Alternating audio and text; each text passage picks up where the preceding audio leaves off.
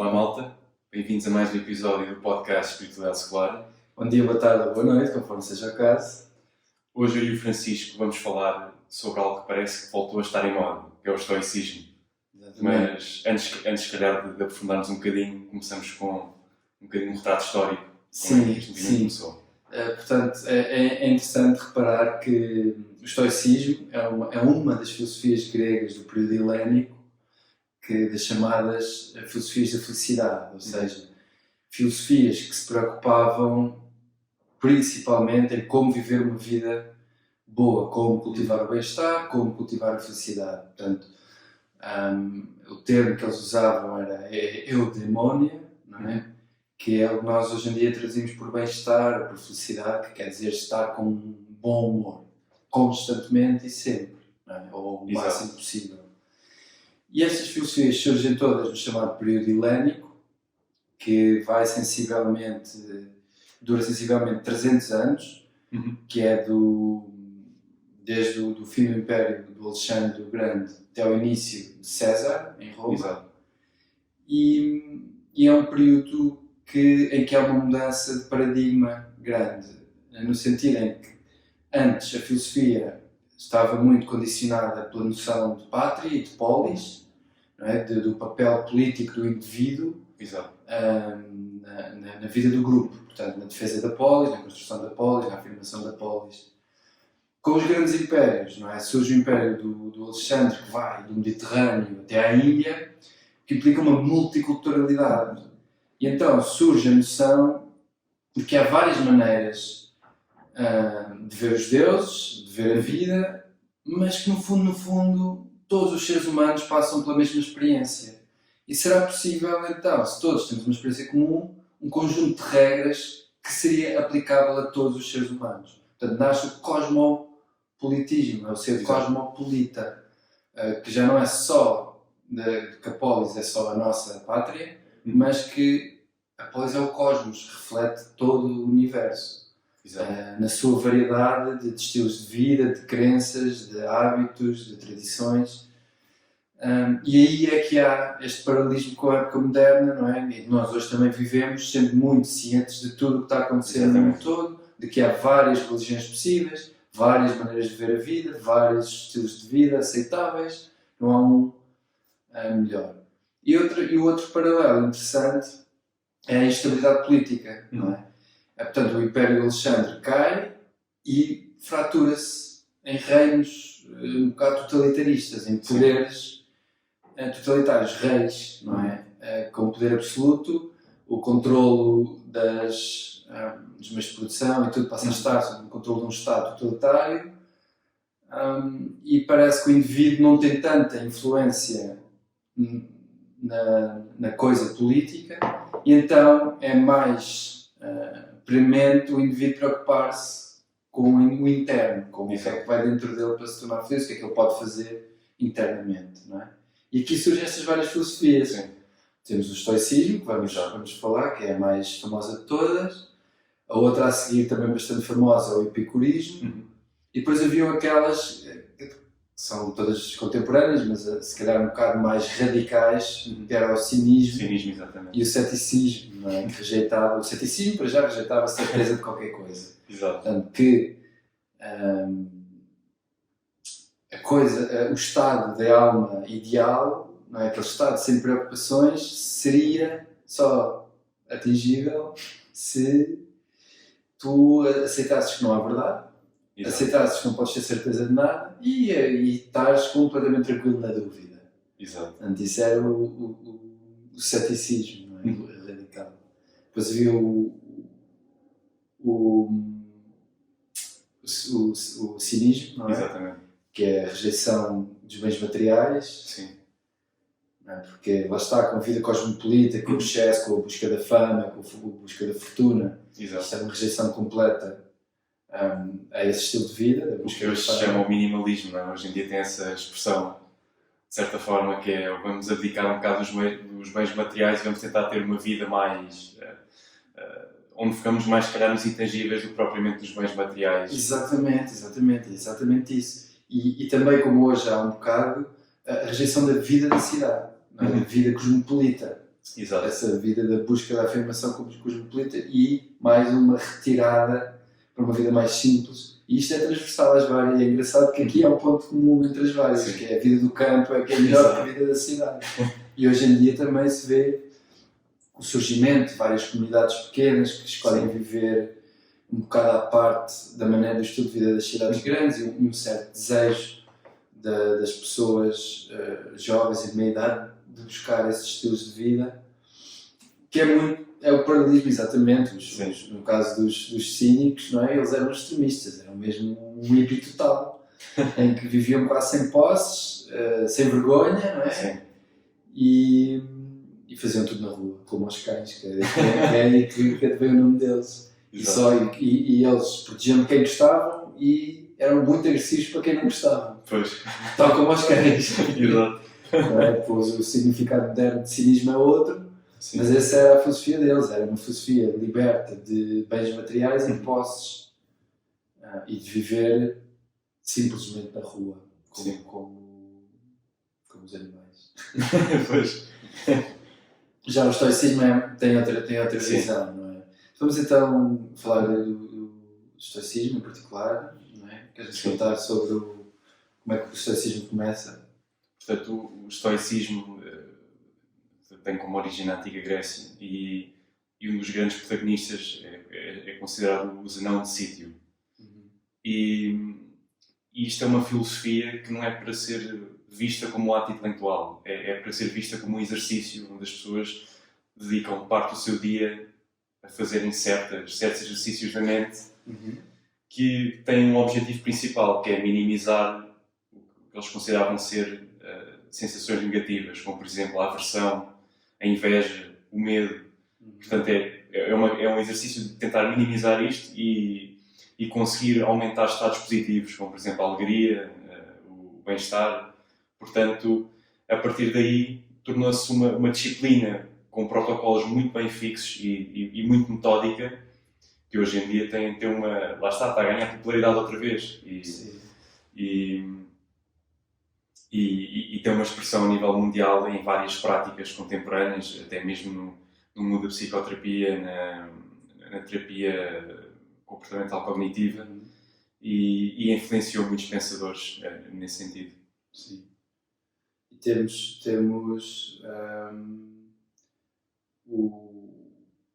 o Zenão, não é? O Zenão de Cítio, não é? O Zenão de Cítio, que ele é o primeiro estoico e pronto, e também eu acho que uma das características do estoicismo é aceitar serenamente as coisas que nos acontecem. Sim. Portanto, eles distinguiam muito entre o que controlamos e o que não controlamos. Exato. E achavam que o que controlamos basicamente são só as nossas ações, não é? E daí desenvolveram uma série de exercícios para tentar cultivar o que hoje em dia chamaríamos de ação positiva ou de boas ações.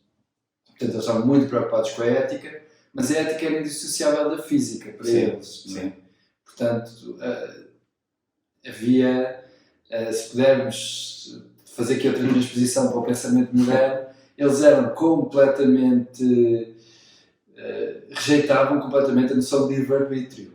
Sim. Não é? Eles eram deterministas. Havia o destino, as coisas vão-te acontecer, tens que aceitar e tens que lidar com elas racionalmente. Não é deixares-te afetares pelos humores, não é? Não deixares afetar pelas paixões, mas em vez disso, viver a tua vida com a aceitação plena do que te acontece, bom e mau.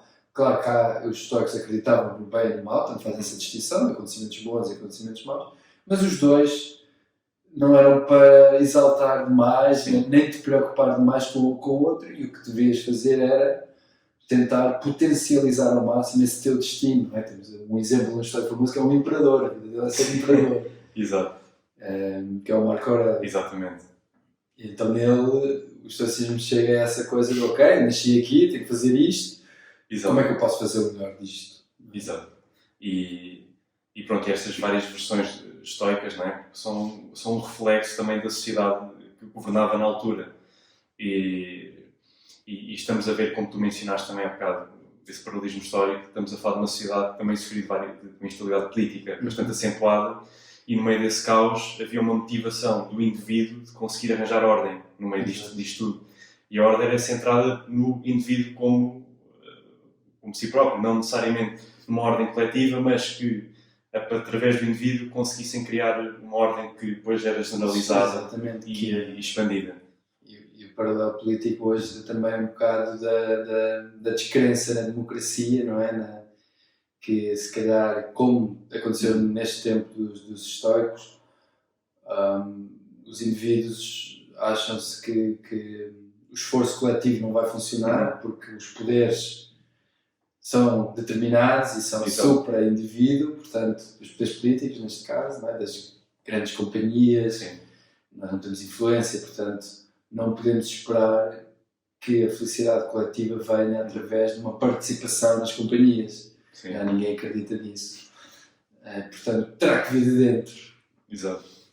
Não, e precisamente quando acompanhamos a evolução histórica do estoicismo, temos também de ter em atenção que grande parte dos textos originais, vamos assim dizer originais, que temos acesso hoje em dia, são retratos de certas pessoas sobre as ideias originais. Então não conseguimos saber ao certo quais é que eram os fundamentos essenciais originais e como é que foi a evolução que foi acontecendo através daí.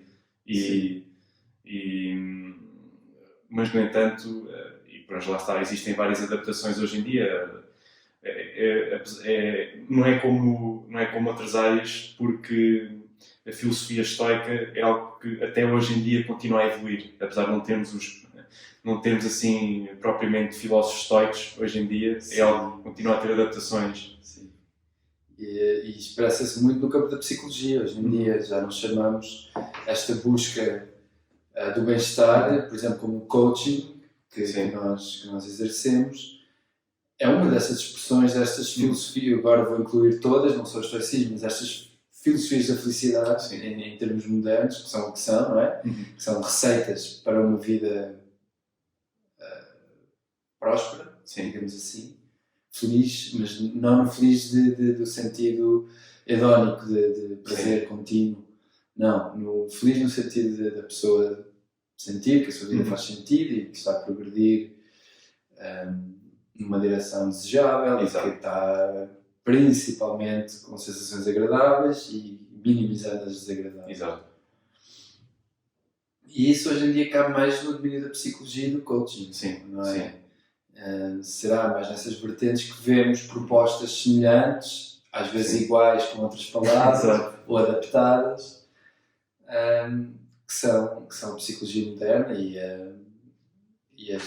o que começa a ser conhecido como coaching também. Sim, exato, porque existe sempre algum grau de engenharia filosófica, porque as várias versões que nós temos do estoicismo, por exemplo, de Marco Aurélio, era uma versão bastante agressiva e bastante pragmática, onde, como tu estás a dizer, a parte do prazer hedónico, dessa questão de procurarmos o prazer, era muitas vezes, mesmo em último plano, e não interessava quase nada. Era uma arte de ganhar resiliência perante o caos e perante a dureza da vida. Mas já os primeiros estoicos já não. Os primeiros estoicos o prazer era uma coisa natural, faz parte da vida. Exatamente. As relações sexuais, eles tinham um pensamento muito livre nisso, não é? Cosmopolita, que as orientações sexuais são todas válidas e que o sexo é uma maneira de fortalecer amizades. Exato.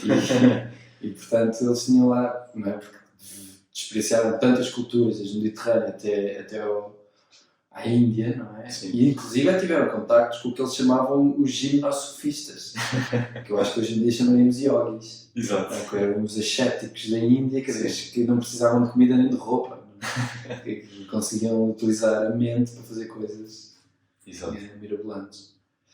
E elas tocam-se muito, não é? O estoicismo e várias filosofias do Oriente têm ali pressupostos e ideias centrais que, de facto, é incrível quão semelhantes são, de certa forma. Por exemplo, eu penso que a mais semelhante é a filosofia Zen, Chan na China, Zen no Japão, que vem da Índia, não é? É uma forma de filosofia budista que, entretanto, fica ao seu próprio ramo e tem todo este aspecto da aceitação não é? É a aceitação impávida e serena, tanto das catástrofes como das boas-aventuras, não é? Exato.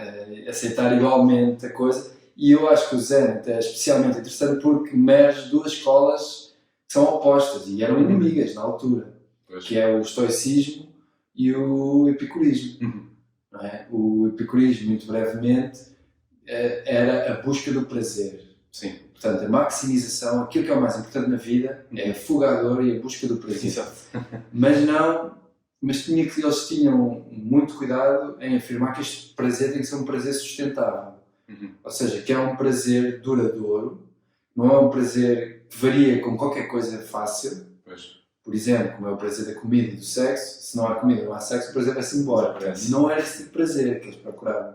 Era, lá está, mais uma vez, este estado de espírito da ataraxia, não é? Em que não há perturbação mental com o que está à procura. E eles achavam que isso era um estado de prazer contínuo, esse estado.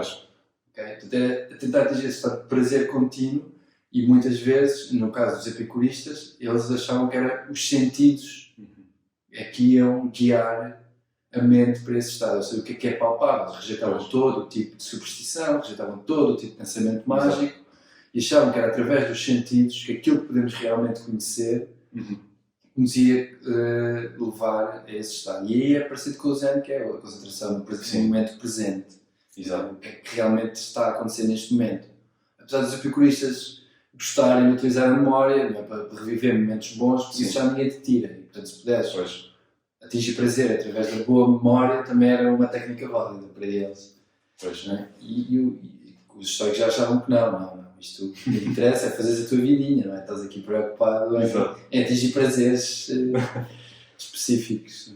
Não é? Eu acho que, lá está, elas têm muitas semelhanças, mas eu acho que uma grande diferença entre o Zen e o estoicismo, por exemplo, é que enquanto na prática estoica, quando tu estás a experienciar emoções negativas, o teu objetivo é rapidamente sair delas.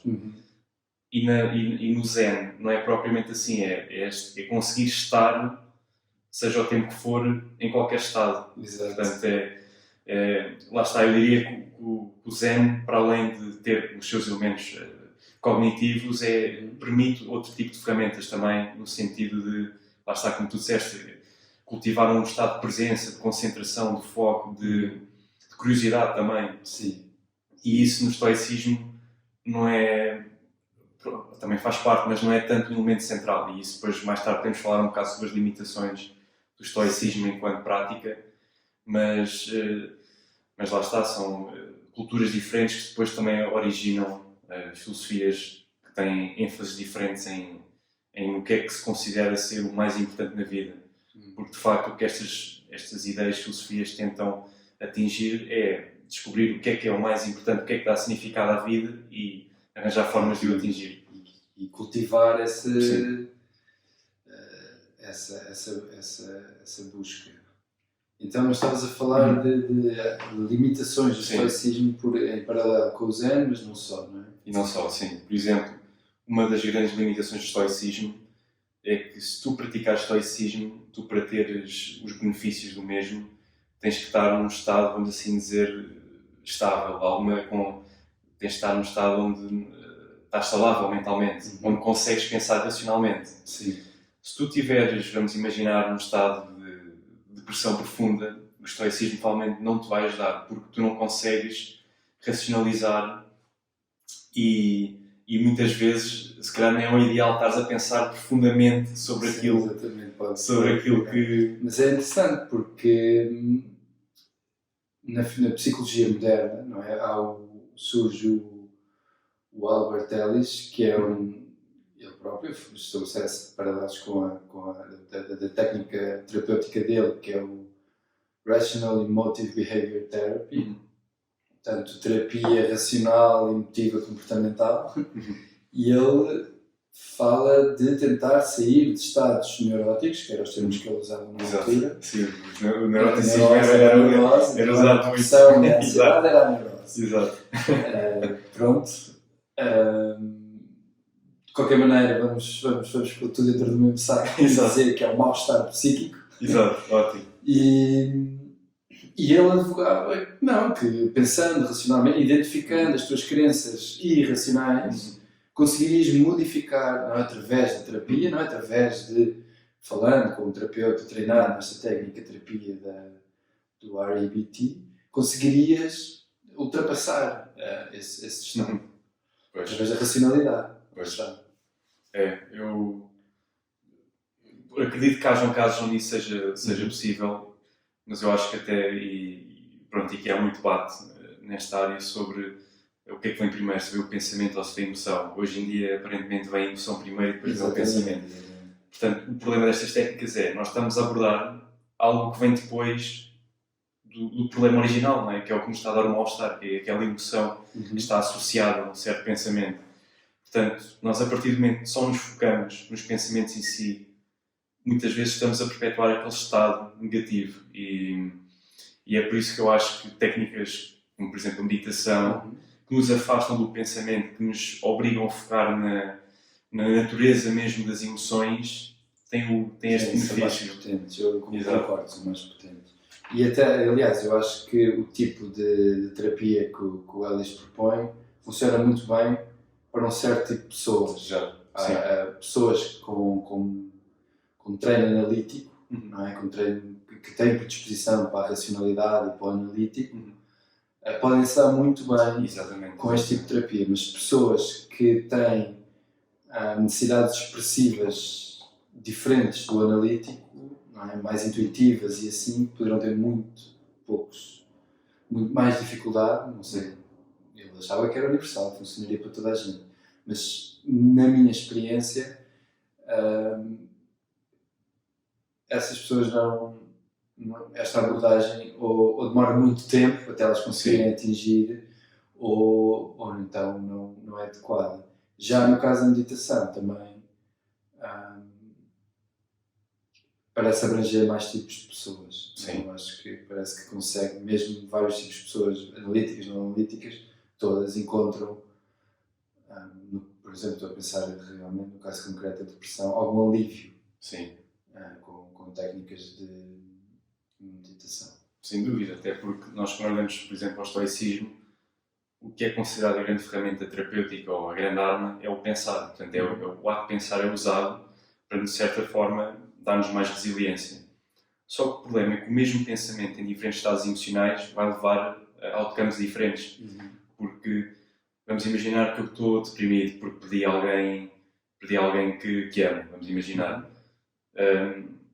Eu num dia posso ter um certo padrão de pensamento que me retira da escuridão invocada pela perda, mas no outro dia esse exato pensamento pode não fazer nada, até me pode levar mais para baixo, porque eu começo a pensar, nem assim eu consigo sair disto. Portanto, e nós começamos a ver, se nós considerarmos que todos os nossos problemas são pregos, vamos usar martelos para tudo. Exatamente. E esse é o grande problema, muitas vezes, quando nós usamos apenas o ato de pensar enquanto única ferramenta. Exatamente. E já que estamos a falar, no caso da depressão, nós, através da neurociência moderna, sabemos que o melhor que se pode fazer para a depressão é mexer o corpo. Nem é pensar, deixar de pensar, é andar, correr, saltar, rebolar, atacar a fisiologia. E logo, só que por outro lado, se a pessoa está deprimida, não consegue esquecer daquela quanto mais é que vai correr, não é? Portanto, é importante, a analogia da ferramenta e do martelo para mim é fulcral.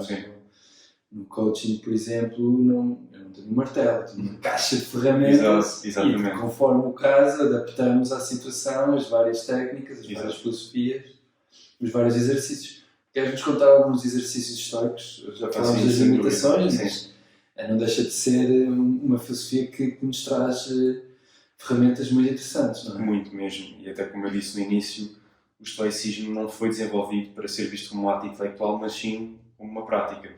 E um exercício muito, muito famoso e que, a nível de, se alguém quiser ir este protocolo, basta dedicar 2-3 minutos por dia para fazer isto, é chamada a visualização negativa. E agora que se fala muito em vacinas, podemos usar aqui uma certa analogia, que é os estoicos viam que se nós pensarmos sobre algo negativo que nos causa ansiedade ou medo, mas de forma controlada sobre os nossos termos, que é eu agora vou pensar sobre algo que me assusta tremendamente durante 10 segundos. Mas depois desses 10 Por segundos... exemplo, um exame. Por exemplo, um exame. Vamos imaginar, tenho um exame que vai determinar se eu consigo entrar naquilo que eu sonhei a minha vida toda. E isto está-me a causar uma ansiedade tremenda, porque eu não consigo controlar o fluxo de pensamentos. Portanto, eu agora, uma técnica estoica que eu posso usar, e isto vai parecer paradoxo, não é? Porque eu, em teoria, o que muita gente diz é, pá, tenta pensar menos sobre isso. Sim. Mas não, se calhar a ideia, e o que os estoicos defendiam é, deves pensar, mas pensa de uma forma objetiva. E, portanto, aqui a ideia é, eu durante 10 segundos, deixar o pensamento e esses medos virem. E imagine mesmo o pior cenário, que é, eu tenho este exame e vou chumbar, vou ser o pior da turma. Deixe mesmo ele se desenvolver. Mas depois desses 10 segundos, eu retiro-me imediatamente disso. Portanto, volto à normalidade. E vou repetindo isto durante períodos. Posso fazer, por exemplo, durante um período de 5 minutos, vou fazendo isto, que é entrar e sair. E vou treinando esta ordem de eventos. E a ideia muito é como uma vacina, que é uma injeção em pequena dose de algo negativo, mas que me vai dar uma imunidade. Vai-me dar uma imunidade para depois, quando a situação acontecer. E é um tipo também de disposição gradual. Sim. E esse exercício tem outro benefício que eu acho, que é que nós sabemos hoje em dia também, psicologia moderna, que uma maneira, por exemplo, de continuar a trabalhar para um objetivo, não iniciar, para iniciar um objetivo essa técnica não é boa, mas para manter o esforço na direção de um objetivo, como por exemplo um exame, é muito bom para a nossa motivação pensar catastroficamente. Exato. Para iniciar não, não é bom, é ao contrário, é bom pensarmos tudo bom que vai advir de eu ir a este exame. Exato. Mas passada uma semana que estamos a estudar e começamos a perder a vontade de estudar, o melhor para manter a motivação é exatamente esse tipo. Exato. De pensar, se eu não estudar vou chumbar, vou ser o pior da turma e entrar mesmo nesse loop. Exato. E então depois, vamos estudar. É isso. Há outra técnica semelhante que é a meditação da última vez, que é também uma prática estoica, que é imaginarmos que o que nós estamos a fazer exatamente neste momento vai ser a última vez que o vamos fazer. Ou pode ser outro exemplo. Sei lá, a última vez que vou jantar com os amigos, ou a última vez que vou meter o lixo na rua, ou algo assim. Sim. E nós, a partir desta prática, quando nós nos focamos mesmo nela, reparamos que qualquer coisa, mesmo sendo totalmente mundana e aborrecida, torna-se quase em ouro, torna-se preciosa. Sim. Que é a última vez, já percebemos que nós de facto, tudo o que nós fazemos é finito, é uma contagem, e cada vez que o fazemos, é mais uma vez nessa contagem tal que vamos fazer. E isso quase que acrescenta um valor, um significado a tudo. Exato, e é uma apreciação maior do que seja que nos focamos. Agora isto pode ir para dois lados, lá está. Há pessoas que veem isto como, de facto, como algo que acrescenta valor e os motiva, e outras pessoas ficam, isto agora estou estressado. Queres uma ansiedade que é, tudo o que eu estou a fazer, isto é menos uma vez. E lá está. É como nós estamos a falar um bocado, esta é precisamente a limitação da prática estoica, mesmo com a visualização negativa, que é, se nós estamos deprimidos, se calhar não é a melhor altura para estarmos a praticar. Exatamente, e é isso mesmo, e eu penso que estes exercícios pressupõem a pessoa ter uma série de crenças da filosofia estoica, não é? Sim. De que as coisas vão acontecer sempre, a pessoa aceitar, já dar isso mesmo no âmbito do ser da pessoa, e se isso não estiver lá, estas práticas podem ser contraproducivas. Não é? E um pressuposto muito importante é a ideia de variabilidade, que é que as coisas mudam e estão em constantemente fluxo. Sim. E pronto, infelizmente um dos grandes problemas, por exemplo, na depressão é precisamente a ideia de que as coisas vão ficar exatamente como estão e a minha vida vai ser um inferno até ao fim. E portanto, num estado desses, o pressuposto essencial para a prática, um pré-requisito, como não está lá, faz com que alguns desses exercícios sejam até prejudiciais, ou a pessoa nem consiga praticá-los. Sim. Isso é uma das grandes dificuldades. Outro exemplo, que é também uma visualização de certa forma, é a ideia de que a nossa vida é uma vida de sonho. mas poderá não ser o nosso sonho, é a vida do sonho para alguém. Exato. Portanto, às vezes ajuda também conseguirmos olhar para a nossa vida de outro ponto de vista externo, e a percebermos que se calhar tudo o que nós tomamos como não sei, queria ter um carro melhor, o meu salário não é bom, seja isto o que é que for, para outra pessoa neste mundo isso seria o paraíso que nós temos. Exato. Portanto, relaciona-se muito com o Não framing. é difícil fazer essa reavaliação de uma perspectiva. Estás-me a lembrar agora daquilo que nós gozamos e chamamos de problemas de primeiro mundo, não é? O telemóvel novo. Mas tem um telemóvel que funciona. Yeah. Não é? E há pessoal que adorava ter um telemóvel. Exato. Sequer nenhum. Exato. Não é? E sim, isso é uma prática muito poderosa, eu acho. Mas lá está, se a pessoa não está no estado mental. Sim, aliás, muita gente vai-te responder: tudo bem, mas eu sou eu, isto é a minha vida, e o que é que importa? O outro. O individualismo, Eu não experiencio o que o outro experiencia, portanto, porque é que estás-me a dizer isto? Portanto, lá está, existem muitos destes elementos, a mente é complicada e o pensamento muitas vezes faz aqui uma teia de aranha, onde estas abordagens cognitivas têm um efeito diminuído terapêutico. Sim. E portanto, lá está, eu acho que é como tu dizes, é preciso ter uma caixa de ferramentas, ter várias abordagens e, à medida, diferentes abordagens para diferentes períodos de tempo, porque um dia se calhar isto funciona bem, no outro dia não, se calhar no outro dia precisamos de ir correr. Sim. Se calhar no outro dia temos que pensar um bocadinho para ganharmos a motivação para ir correr. Exato. Portanto, existe muito esta ideia de que nós temos que ser holísticos na forma como abordamos os nossos estados mentais, até porque, lá está, esta ideia de que as emoções vêm primeiro e os pensamentos vêm a seguir, obrigam a alguma reformulação de... Pois, porque é o contrário dos estoicos. Exatamente.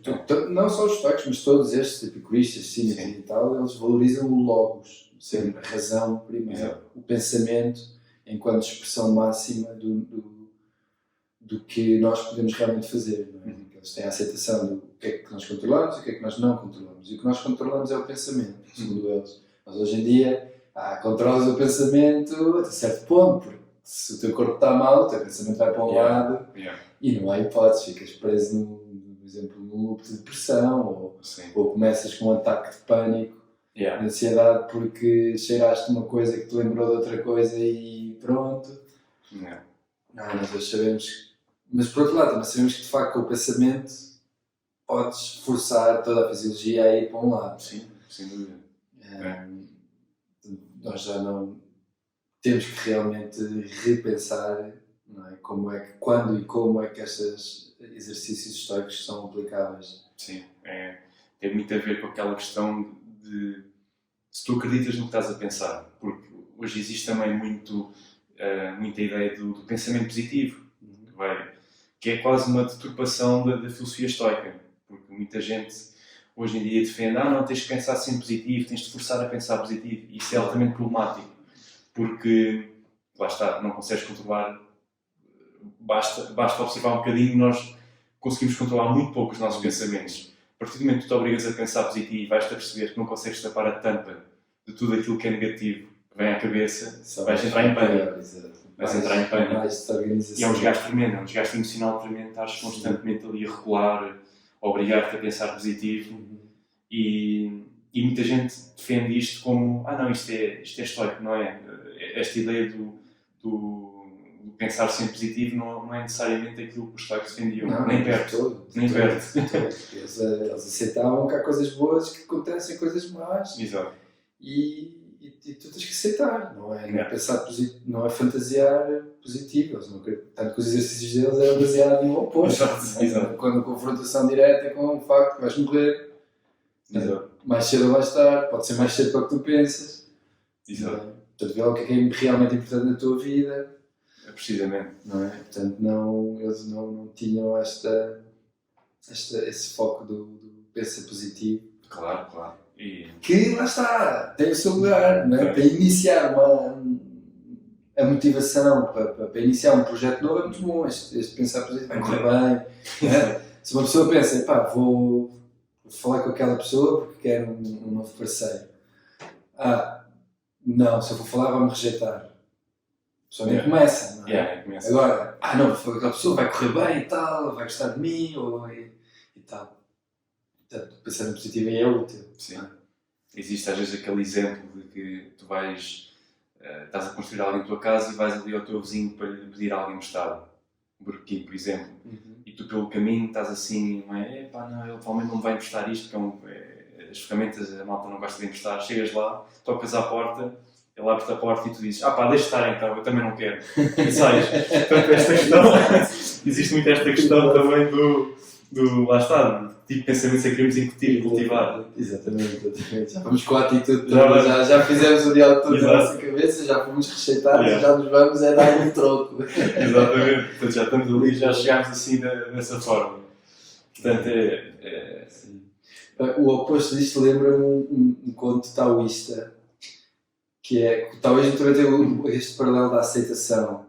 Só que no taoísmo eles são um bocado extremos porque a questão do bem e do mal para eles não é uma coisa sequer, isso já é deturpação do todo. Exato. Portanto, a história não é? Aquela China medieval, um agricultor vive no campo, com a sua família, tem um cavalo que ele usa para cultivar e tal, e um dia o cavalo foge. Epá, e vêm os aldeões, os vizinhos todos, e dizem, ei, que desgraça, e agora como é que vais cultivar, não tens o cavalo, e não sei o quê, e ele, não é bom nem é mau. Um dia mais tarde, o cavalo volta e traz com uma égua, e de repente ele vê-se cheio de cavalos, e pode cultivar tudo, e os filhos dele interessam-se por cavalos, e é muito bom, e vêm os aldeões todos, ei, que sorte! Tão bom, já viste, pensaste que perder o cavalo era mau, mas foi ótimo. E agora tens muitos cavalos. E ele, não, isto não é bom, nem é mau. E então ele repara que um dia o filho dele dá a volta dos cavalos, e a domar cavalos, e a treinar cavalos, e dá uma queda enorme, e parte-se e fica aleijado. Pois. E lá vem os aldeões, tinhas razão, isto afinal dos cavalos é muito mau, o filho ficou aleijado. Já não consegue andar a cavalo e não sei o quê, e o agricultor, mais uma vez, na sua posição estoica, digamos, não, isto não é bom, mas também não é mau, porque entretanto chega a guerra, e a guerra todos os jovens têm que ser levados das famílias para ir para a guerra, mas o filho dele não pode ir porque é aleijado. Não é? Isso é fantástico, essa Portanto, o tal agricultor sábio que não se pronunciava se era bom, se era mau os acontecimentos, porque eram simplesmente acontecimentos que não estavam no poder dele. Não, isso é fantástico. E ele tinha que aceitá-los como eles vinham. Aí fizeste muito o estoicismo na nutshell, que é capturaste na essência, porque lá está, nós para termos essa abordagem temos que pensar positivo. É mais uma questão de estar... É um estado mais de empiricismo. Estamos ali a estudar a situação e a ver o que é que poderá acontecer, o que é que pode sair dali. Sim. E eu acho que o segundo elemento também muito importante para além desse é a questão de fazermos as coisas com uma intenção. Que é, vou pensar sobre algo negativo de forma intencional. E existe aqui algo que não se percebe muito bem, mas existe uma magia entre fazer coisas que normalmente nos fazem mal, mas de forma intencional. Sim, isso tem efeitos de fortificação, não é? Quando nós nos submetemos, isso está estudado hoje em dia, não é? Quando nós nos submetemos a aridez de propósito, não é? O exemplo mais comum é ir ao ginásio. Exato. Levantar pesos ou fazer coisas que custam. Custa, não é? Se levantar o peso fosse fácil, não fazia efeito. Não é só porque é difícil, ou correr, se a pessoa consegue correr, sei lá, 5 km, passados os tempos tem que correr mais porque aquilo não é? Mantém onde está, mas não melhora mais. Mas se a pessoa se obrigar a correr mais que aquilo que aguenta e estiver conscientemente a fazer isso intencionalmente, isto é chave, se for obrigado, é mau. Mas se for intencional, é bom. E aqui isto defende um bocado o princípio do logos dos estoicos e de todos estes filósofos da felicidade, não é? Que através do pensamento nós conseguimos dirigir-nos para a felicidade. Exato, é uma tentativa de ganhar controle. Existe também, eu creio que é na tradição zen, que é, existe um homem em cima de um cavalo e o cavalo está a galope, está rapidíssimo. E de repente há um tipo que está do lado da estrada e pergunta-lhe: "Epá, onde é que tu vais com tanta pressa?" E o homem diz: "Pergunta ao cavalo." Portanto, é uma tentativa de ganhar controle. Porque nós muitas vezes é precisamente isto que acontece. Não há controle. Yeah. Exato. Não há, esse controle não existe. É precisamente isso que muitas vezes acontece. As coisas acontecem-nos a nós e nós simplesmente vamos com o galope, não temos direção. Exato. Portanto, estas técnicas é isso que ajudam, através de uma forma mais metódica, conseguimos ganhar um bocadinho ordem. Sim, sem dúvida. Portanto, eu acho que, não sei, eu acho que o estoicismo é uma grande ferramenta, lá está, para certos casos, eu diria que não é o ideal, mas é algo que pode ser sempre, grosso modo, eu acho que é uma ferramenta fantástica. Sim, e uma referência importante, eu acho, especialmente nos tempos de privação e de dificuldades, lembrar-nos de enfrentar as coisas sem sucumbir ao desespero. Não é? Exato. Porque eles têm muito essa coisa de o medo, tudo bem, mas o desespero não, isso não faz parte. O pânico não, isso não faz parte, isso são coisas que nós não nos acontecem, não é? Nós cultivamos de modo que quando as coisas más acontecerem, nós mantemos a racionalidade, mantemos a aceitação, por muito que nos custe. Exatamente. Não é? E isso eu acho que é bastante útil. Eu acho que sim. Se calhar até podemos agora deixar alguma referência, porque eu atualmente não conheço assim uma app que seja mesmo especializada na... Pronto, mas deve haver de certeza alguma coisa histórica. Deve haver há coisas como esses quotes, não é? Quotes, editados dos vários trabalhos dos romances históricos do Marco Aurélio. Ler o livro do Marco Aurélio, vale a pena. Sim, as meditações. Há um livro muito bom também do William Irvine, que é um filósofo que dedicou-se muito tempo a dissecar a filosofia na sua essência e a ver os vários métodos. Portanto, é um livro que eu também recomendo. E de resto, eu acho que também existe muito conteúdo por aí. Há o Stoic Daily também, eu acho que eles têm páginas no Instagram e no YouTube. E as pessoas podem aprender um bocadinho. Exatamente. Portanto, eu acho que lá está. Está na moda. Está na moda, sem dúvida. Está na moda porque os tempos assim o exigem. Exatamente. E também é bom compreender isso. Exatamente. E bem, eu acho que por hoje é tudo. Cobrimos ainda algumas coisas. Levemente o estoicismo. Exatamente. Há muito aqui ainda que dá para abordar. Sim. Mas pronto, se acham que houve aqui alguma parte que gostariam de saber um bocadinho mais ou querem que a gente aborde um bocadinho mais também sobre o estoicismo, deixem nos comentários. E se gostaram, subscrevam, ponham likes, que isso é sempre útil para nós. Exatamente. E até à próxima. Até à próxima.